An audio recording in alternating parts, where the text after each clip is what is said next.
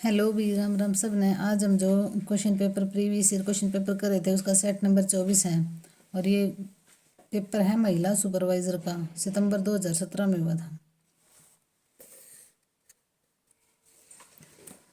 जननी शब्द में कौन सा प्रत्यय लगा है? तो देखो भाई, जननी शब्द में कौन सा प्रत्यय लगा है? नी। जनन प्लस ई, तो ये प्रत्यय कौन सा लगा हुआ है? जननी में नी।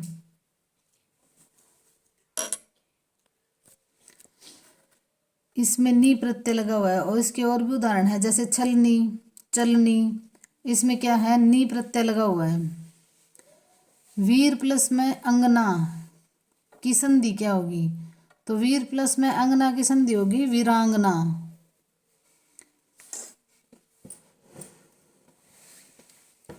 निम्न में से कौन सी वर्तनी सही है?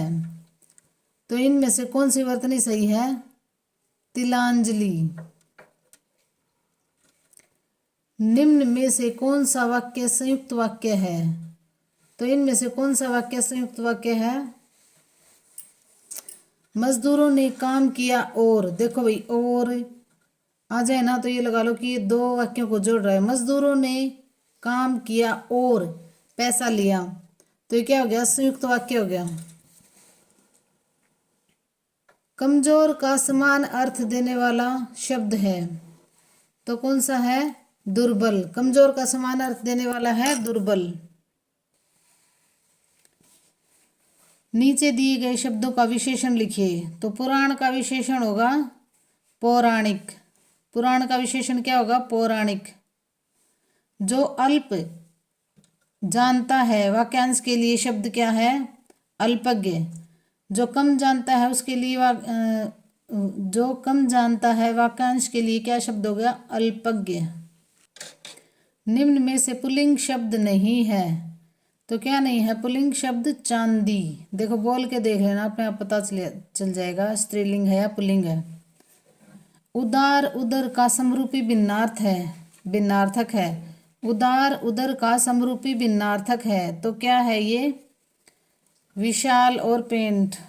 विशाल पेट क्या है? उदार उदर का समरूपी भिन्नार्थक है विशाल पेट। उदर होता है पेट, उदार होता है विशाल।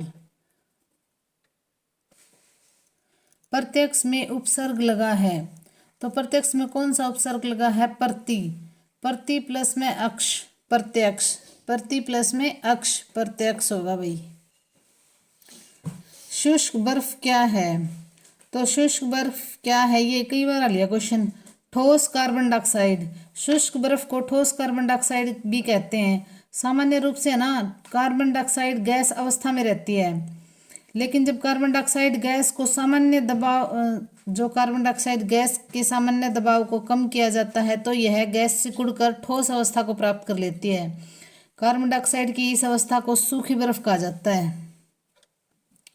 मिस यूनिवर्स का खिताब जीतने वाली प्रथम भारतीय कौन थी? तो ये थी सुष्मिता सेन। संयुक्त राष्ट्र का मुख्यालय कहाँ स्थित है? तो संयुक्त राष्ट्र का मुख्यालय है न्यूयॉर्क में, जिसके उद्देश्य अंतर्राष्ट्रीय सुरक्षा, आर्थिक विकास, सामाजिक प्रगति, मानवाधिकार और विश्व शांति बनाए रखने के लिए कार्यरत है। तो संयुक्त राष्ट्र का मुख्यालय कहाँ है? न्यूयॉर्क में। भारत में किस फल की खेती सर्वाधिक की जाती है? तो भारत में आम की खेती सर्वाधिक की जाती है।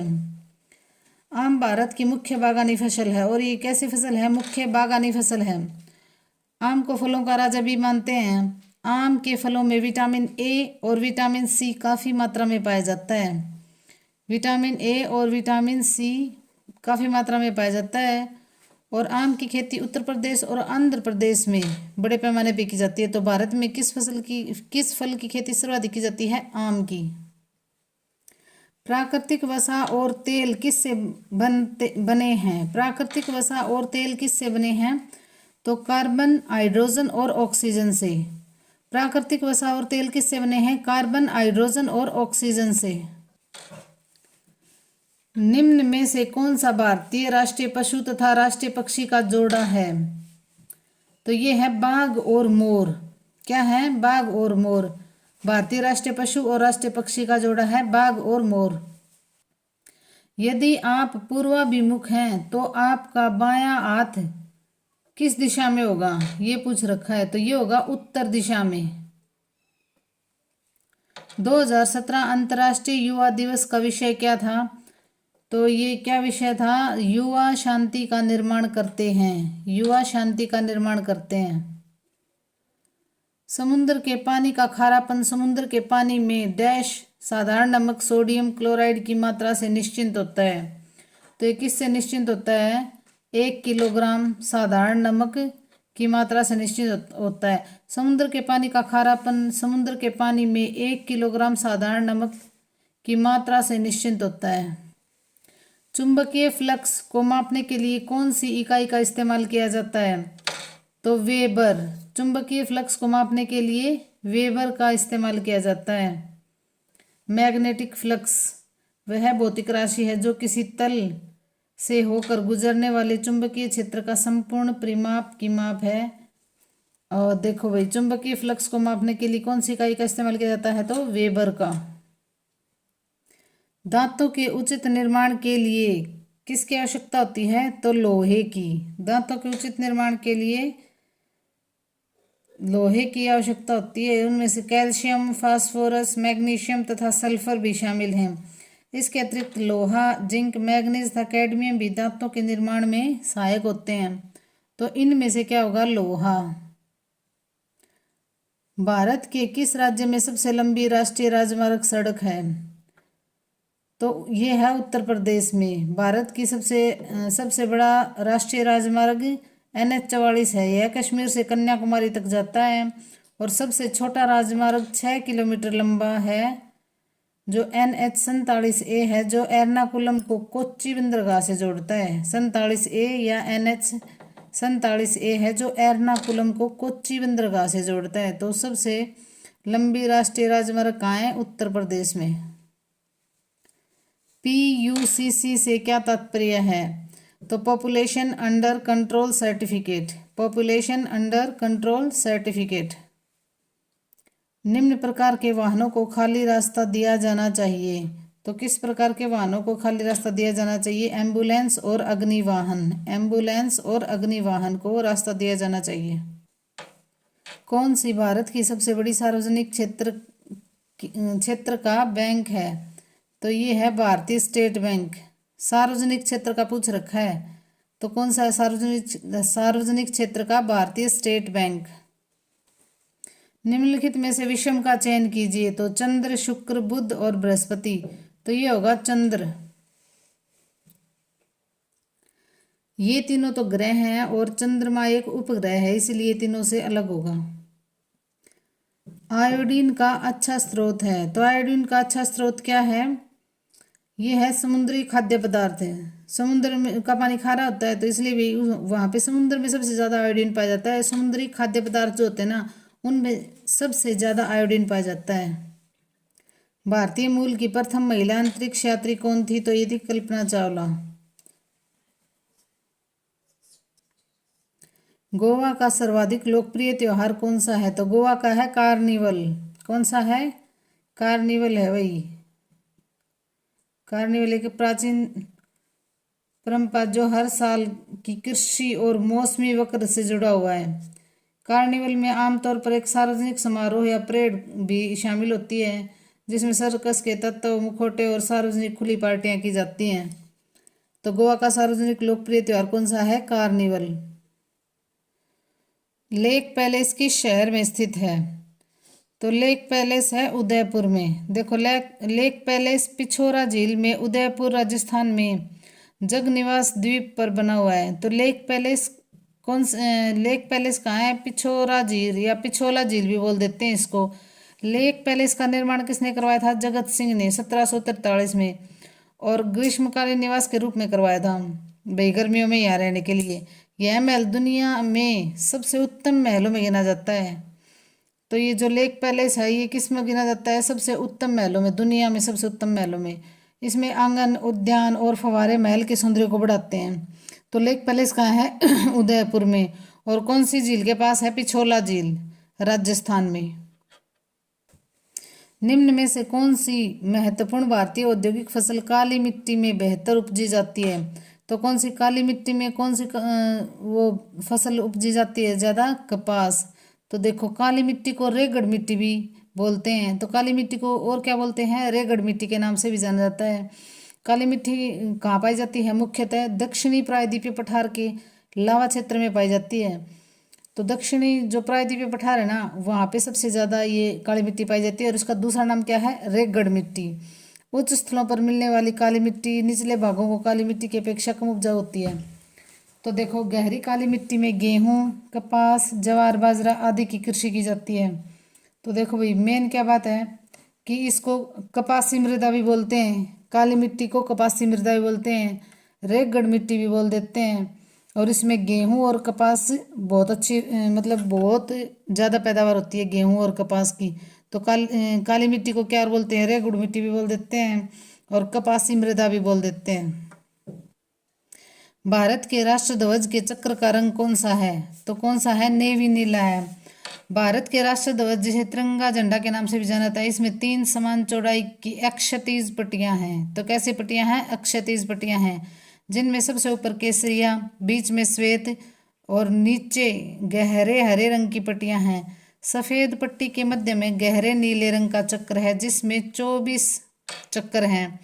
तो ये कैसे नेवी नीला रंग होगा? कौन सा रंग होगा? नेवी नीला। इस उपन्यासकार का नाम क्या है जिसकी कहानियां काल्पनिक नगर मालगुडी के आसपास चक्कर लगाती हैं? तो मालगुडी के आसपास चक्कर लगाती हैं क्या है? आर के नारायण। आर के नारायण इस उपन्यास का मतलब आर के नारायण के उपन्यास जिसकी कहानियां काल्पनिक नगर मालगुडी के आसपास चक्कर लगाती है, तो क्या है? आर के नारायण। 1930 में किस ग्रह की खोज अंत में की गई थी? 1930 में किस ग्रह की खोज अंत में की गई थी? तो ये होगा प्लूटो। 1930 में प्लूटो की खोज की गई थी। प्लूटो की खोज 1930 में अमेरिकी वैज्ञानिक क्लाइड ड्यू टॉमबर्ग ने की थी। तो किसने की थी? ये जो अमेरिकी वैज्ञानिक हैं क्लाइड ने की थी। पहले इसे ग्रह मान लिया गया था, लेकिन 2006 में वैज्ञानिकों ने इसे ग्रहों की श्रेणी से बाहर कर दिया था। देखो 1930 में प्लूटो को खोजा गया था और 2006 में इसे ग्रह की श्रेणी से बाहर भी कर दिया था। प्लूटो का वायुमंडल बहुत ज़्यादा पतला था, जो मीथेन, नाइट्रोजन और कार्बन मोनोऑक्साइड से बना हुआ था। तो प्लूटो को 2006 में ग्रहों की श्रेणी से बाहर कर दिया था। अब ये ग्रह नहीं माना गया भाई। एक प्रकाश वर्ष बराबर है, तो एक प्रकाश वर्ष किसके बराबर है? 9.5 गुणा में 10 की पावर 12 किलोमीटर के। तो एक प्रकाश वर्ष किसके बराबर है? 9.5 गुणा में 10 की पावर 12 किलोमीटर के बराबर है। भारत का अमर राष्ट्रगीत वंदे मातरम को डैश ने लिखा था? तो वंदे मातरम को किसने लिखा था? बंकिम चंद्र चटर्जी ने। 1882 के उपन्यास आनंद मठ की कविता है, और ये किस में लिखा गया था? आनंद मठ में एक कविता लिखी थी, उसमें यह लिखा था। यह मातृभूमि के लिए एक भजन है। भारतीय स्वतंत्रता आंदोलन में इसने महत्वपूर्ण भूमिका निभाई थी, जिसे भारतीय राष्ट्रीय कांग्रेस के 1896 सत्र में रविंद्रनाथ टैगोर द्वारा गाया गया था। तो देखो भाई ये भारत का अमर राष्ट्रगीत वंदे मातरम किसने लिखा था? बंकिम चंद्र चटर्जी ने। अच्छा उनका उपन्यास कौन सा था? आनंद मठ। और आनंद मठ में ये कविता थी वंदे मातरम। अच्छा ये स्वतंत्रता आंदोलन में गाया गया, बहुत महत्वपूर्ण भूमिका निभाई थी।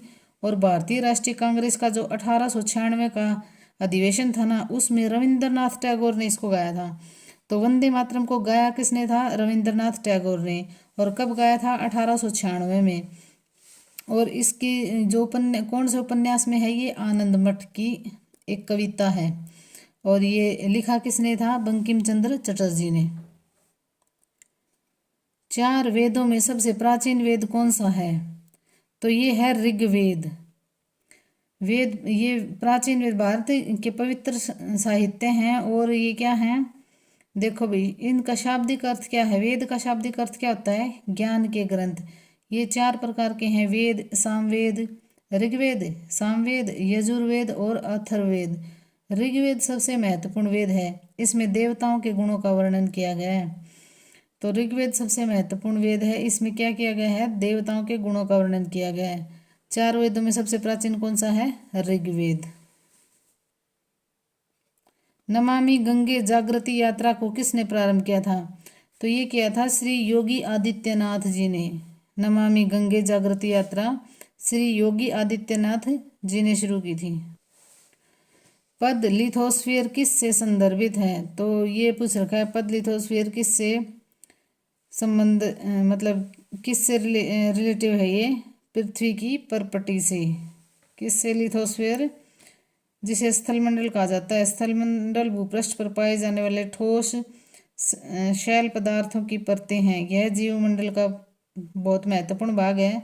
इसका निर्माण तत्वों, खनिजों, शैलों तथा मिट्टी से हुआ है। तो फिर पद लिथोस्फीयर किससे संबंधित है, भूपरपटी से। इसे स्थलमंडल भी कहा जाता है।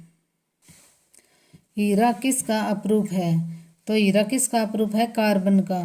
हीरा एक पारदर्शी रत्न है, यह कार्बन का शुद्धतम रूप है। तो हीरा क्या है, कार्बन का शुद्धतम रूप है। हीरा ऊष्मा तथा विद्युत का कुचालक है। ऊष्मा तथा विद्युत का कुचालक है हीरा। हीरे में सभी कार्बन परमाणु बहुत ही शक्तिशाली सह संयोजी बंध द्वारा जुड़े होते हैं, इसीलिए बहुत कठोर होता है और इसकी कठोरता के कारण इसका प्रयोग कई उद्योगों तथा आभूषणों में किया जाता है। सर्दी जिस तरह से जैकेट से संबंधित है, वैसे ही बारिश किससे संबंधित है, रेनकोट से। किसको कोशिका का शक्ति गृह कहा जाता है, तो किसको कोशिका का शक्ति गृह कहा जाता है, माइटोकॉन्ड्रिया को कोशिका का शक्ति गृह कहा जाता है। माइटोकॉन्ड्रिया जीवाणु एवं नील हरित शैवाल को छोड़कर शेष सभी सजीव, पादप एवं जंतु कोशिकाओं के कोशिका द्रव्य में पाया जाता है। तो ये किस में पाया जाता है, कोशिका द्रव्य में पाया जाता है। श्वसन की क्रिया प्रत्येक जीवित कोशिका के कोशिका द्रव्य, साइटोप्लाज्म एवं माइटोकॉन्ड्रिया में संपन्न होती हैं। भारत का प्रधानमंत्री बनने के लिए किसी व्यक्ति की न्यूनतम आयु क्या होनी चाहिए, तो ये होनी चाहिए 25 वर्ष। भारत का प्रधानमंत्री बनने के लिए 25 वर्ष न्यूनतम आयु होनी चाहिए। भारत के प्रथम प्रधानमंत्री कौन थे, जवाहरलाल नेहरू थे। भारत के प्रधानमंत्री की नियुक्ति किसके द्वारा की जाती है, राष्ट्रपति के द्वारा। तो देखो 25 वर्ष आयु होनी चाहिए न्यूनतम और ऊपर चाहे कितनी भी हो। और भारत के प्रथम प्रधानमंत्री कौन थे, जवाहरलाल नेहरू जी। और जो प्रधानमंत्री होता है उसकी नियुक्ति कौन करता है, राष्ट्रपति के द्वारा की जाती है। और प्रधानमंत्री का कार्यकाल कितना होता है, 5 वर्ष का। योजना आयोग का अध्यक्ष प्रधानमंत्री होता है और योजना आयोग जो है ना उसका अध्यक्ष भी कौन होता है, प्रधानमंत्री होता है। और अनुच्छेद 74 के अनुसार प्रधानमंत्री मंत्री परिषद का प्रधान होता है। तो जो मंत्री परिषद होती है ना उसका प्रधान भी कौन होगा, प्रधानमंत्री होगा। अनुच्छेद किसके अकॉर्डिंग, 74 के अकॉर्डिंग। भारत का दक्षिणतम छोर कौन सा है, तो भारत का दक्षिणतम छोर कौन सा है, ये है इंदिरा पॉइंट। भारत का दक्षिणतम छोर है इंदिरा पॉइंट। यह भारत के निकोबार द्वीप समूह के बड़े निकोबार द्वीप समूह पर स्थित है। तो देखो इंदिरा पॉइंट कहाँ है, जो निकोबार द्वीप समूह है ना उसमें भी जो बड़ा निकोबार द्वीप समूह है, जो बड़ा निकोबार द्वीप है, देखो भारत का दक्षिणतम छोर इंदिरा पॉइंट है। वो भारत का जो निकोबार द्वीप समूह है ना उसमें जो निकोबार द्वीप है, निकोबार द्वीपों का समूह है, उनमें से भी जो निकोबार द्वीप है बड़ा निकोबार द्वीप है, उस पर स्थित एक गांव है। यहाँ एक प्रकाश स्तंभ भी स्थित है। और 10 अक्टूबर 1985 में इंदिरा पॉइंट नाम रखा गया था। और इसका इंदिरा पॉइंट नाम कब रखा गया था, 1985 में। आगे चल रहे वाहन से न्यूनतम कितनी दूरी रखनी चाहिए, तो गति के अनुसार सुरक्षित दूरी। तो जितनी भी गति सामने वाले की होगी उसके अनुसार ही सुरक्षित दूरी रखेंगे। कौन सा राज्य कॉफी का सबसे बड़ा उत्पादक राज्य है, तो ये है कर्नाटक। भारत में कॉफी का उत्पादन मुख्य रूप से दक्षिणी भारतीय राज्यों की पहाड़ी क्षेत्रों में किया जाता है। तो कॉफी भारत के 3 क्षेत्रों में उगाई जाती है, कर्नाटक, केरल और तमिलनाडु में। कर्नाटक, केरल और तमिलनाडु में ये कॉफ़ी के उत्पादन के मुख्य राज्य हैं, जिनमें से कर्नाटक में 53%, केरल में 28। ये परसेंट तो याद करनी जरूरी नहीं है, भी याद कर लो। कर्नाटक में सबसे ज़्यादा, फिर केरल और फिर तमिलनाडु में। कर्नाटक राज्य में को भारत का सबसे बड़ा कॉफी उत्पादक माना जाता है, तो कर्नाटक सबसे ज़्यादा कॉफी उत्पादन करता है। हरियाणा का कौन सा जिला सब पहले अब्दुल्लापुर कहलाता था? तो कौन सा जिला कहलाता था? यमुनानगर को अब्दुल्लापुर के नाम से जाना जाता था। यमुनानगर जिला कब बना था? यमुनानगर जिला 1 नवंबर 1989 को बनाया गया था। कब बनाया था? 1 नवंबर 1989 को। इसका कुल क्षेत्रफल 1756 है। ये भाई कोई ज़रूरत नहीं याद करने की।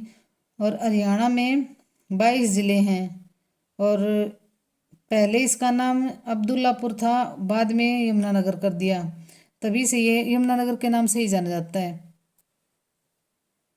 हरियाणा पंचायती राज अधिनियम किस वर्ष लागू किया गया?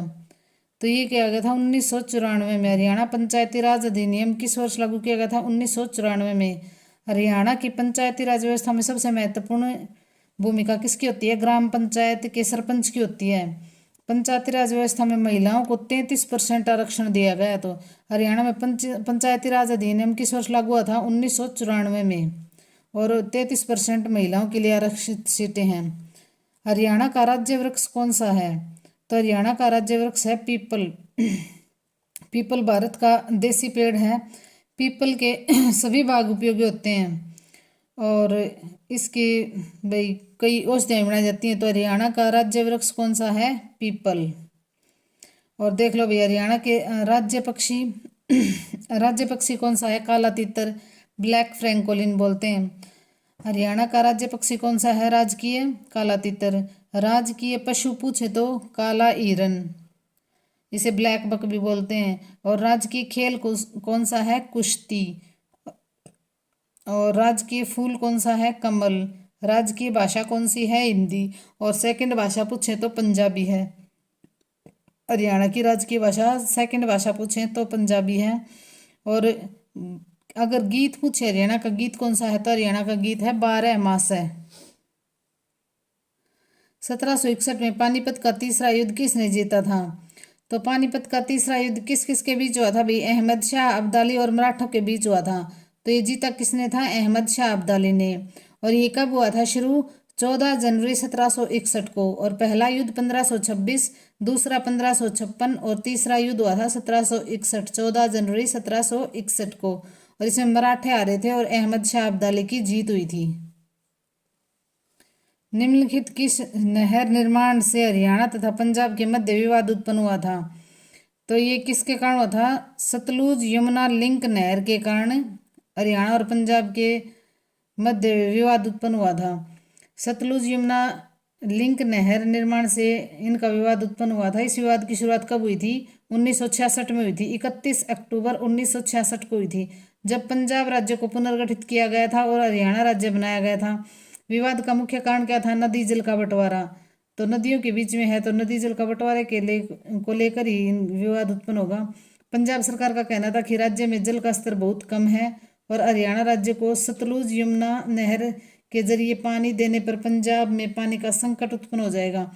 तो ये सतलुज यमुना लिंक नहर पर इन दोनों राज्यों में विवाद चला था। कलेसर राष्ट्रीय उद्यान हरियाणा के किस जिले के अंतर्गत आता है? तो कलेसर राष्ट्रीय उद्यान है यमुनानगर में। हरियाणा के नए प्रशासनिक मंडल हैं, तो हरियाणा के नए प्रशासनिक मंडल कौन से हैं? करनाल और फरीदाबाद।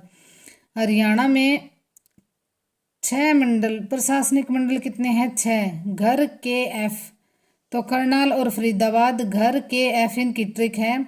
और ये 6 मंडल हैं हरियाणा में प्रशासनिक मंडल। और नए कौन कौन से बने हैं? करनाल और फरीदाबाद। तो देखो भाई करनाल मंडल के अंतर्गत कौन कौन से आते हैं? और जो और है वो अंबाला, रोहतक, हिसार, गुरुग्राम है। और करनाल और फरीदाबाद नए बने हैं 2 मंडल। तो करनाल मंडल में आएगा करनाल, पानीपत और कैथल। फरीदाबाद मंडल में आएगा फरीदाबाद, पलवल और नूह। फरीदाबाद में कौन सा आएगा? फरीदाबाद खुद है, पलवल है और नूह है। और अंबाला में अंबाला, पंचकुला, कुरुक्षेत्र, यमुनानगर जिले। गुरुग्राम में गुरुग्राम, रेवाड़ी और महेंद्रगढ़। हिसार में हिसार, फतेहाबाद, सिरसा, जींद। और रोहतक में सबसे ज़्यादा आएंगे भाई 5, रोहतक, झज्जर, सोनीपत, भिवाड़ी और चरखी दादरी। तो सबसे ज़्यादा पूछे तो कौन सा है? रोहतक में हैं 5 जिले। रोहतक मंडल में कितने जिले आएंगे? 5 जिले। हरियाणा में टांगरी नदी का उद्गम कहाँ पर है? तो हरियाणा में टांगरी नदी का उद्गम है मोरनी पर्वतमाला से। टांगरी नदी मोरनी की पहाड़ियों से निकलती है। टांगरी नदी अंबाला में बहती है और यह मारकंडा नदी में मिल जाती है और मारकंडा की सहायक नदी बन जाती है। तो टांगरी मारकंडा की सहायक नदी है। प्रधानमंत्री ने बेटी बचाओ बेटी पढ़ाओ योजना कहाँ से आरंभ की थी? तो ये कहाँ से आरंभ की थी? पानीपत से।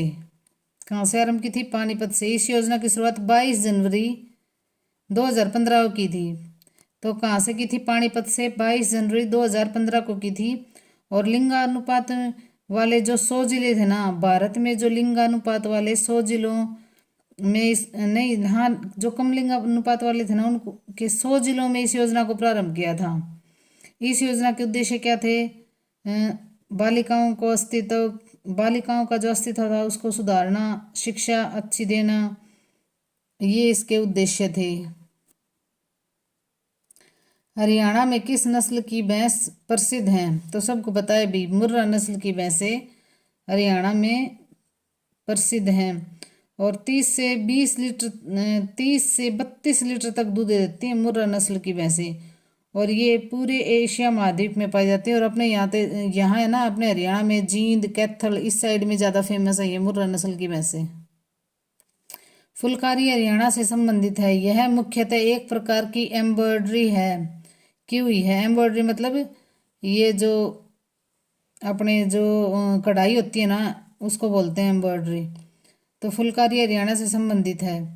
तो किससे संबंधित है? ये शाल पे की जाती है। ये फुलकारी शाल पे धागे से, फूल, ऊन से ये फूल पत्ती बना दी जाती हैं, तो उनको फुलकारी बोलते हैं। हरियाणा सिंचाई विभाग का मुख्यालय कहाँ है? तो ये है पंचकुला में। सिंचाई विभाग का मुख्यालय कहाँ है? पंचकुला में है। और पंचकुला का नाम सिंचाई नहरों से निकला है। इन्हें स्थानीय रूप से कुल कहा जाता है। तो इन्हें स्थानीय रूप से क्या कहा जाता है? कुल कहा जाता है। पंचकुला में बहने वाली घग्गर नदी 12 मासी है। यहाँ उपलब्ध भूमिगत पानी सिंचाई और घरेलू कार्य के लिए किया जाता है। तो इसका उपयोग किस लिए किया जाता है? सिंचाई और घरेलू कार्यों के लिए किया जाता है घग्गर नदी का। हरियाणा में अलीवर्दी खां का मकबरा किस जिले में मौजूद है? तो यह है अलीवर्दी खां का मकबरा कहाँ है? गुरुग्राम में है। यह मस्जिद अलाउद्दीन खिलजी के शासनकाल में बनवाई गई थी। और किसके शासनकाल में? अलाउद्दीन खिलजी के शासनकाल में बनवाई गई थी। अलीवर्दी खान का मकबरा कहाँ है? गुरुग्राम में। अलीवर्दी खान का मकबरा किस जिले में है? तो गुरुग्राम में है और अलाउद्दीन खिलजी ने बनवाई थी ये। हरियाणा में मंजी साहिब गुरुद्वारा कहाँ पर स्थित है? तो ये मंजी साहिब गुरुद्वारा कहाँ पे है? अंबाला में। और अंबाला अपने धार्मिक तीर्थ स्थलों के लिए भी जाना जाता है, बहुत प्रसिद्ध। इसमें स्थलों में मंदिर, गुरुद्वारे, चर्च और दरगाह भी बहुत ज़्यादा हैं। यहाँ के गुरुद्वारे प्रमुख हैं, जैसे और गुरुद्वारे भी पढ़ लो भाई, बादशाही बाग गुरुद्वारा, शीशगंज गुरुद्वारा, मंजी साहिब गुरुद्वारा, संगत साहिब गुरुद्वारा। तो अंबाला में गुरुद्वारे बहुत सारे हैं। हरियाणा में अति विशिष्ट खिलाड़ी के लिए राज्य सरकार का सर्वोच्च अवार्ड क्या है? तो कौन सा अवार्ड है? खेलों में सर्वोच्च अवार्ड कौन सा है? भीम अवार्ड। और भीम अवार्ड के लिए ना 5 लाख राशि प्रदान की जाती है। जिसको भी भीम अवार्ड दिया जाता है ना, राज्य सरकार का सर्वोच्च अवार्ड है और इसके लिए 5 लाख राशि प्रदान की जाती है और स्मृति चिन्ह भी दिया जाता है। धन्यवाद भाई, लाइक शेयर और सब्सक्राइब कर दिया करो। और ये 78 क्वेश्चन पेपर प्रीवियस ईयर के हैं जो उनकी सीरीज चला रखी है। 2-2 क्वेश्चन हर रोज करवाने की कोशिश है। तो ये सीरीज 78 क्वेश्चन तक जारी रहेगी और बाद में भी आपको हरियाणा जीके के बहुत अच्छे अच्छे टॉपिक करवाएंगे।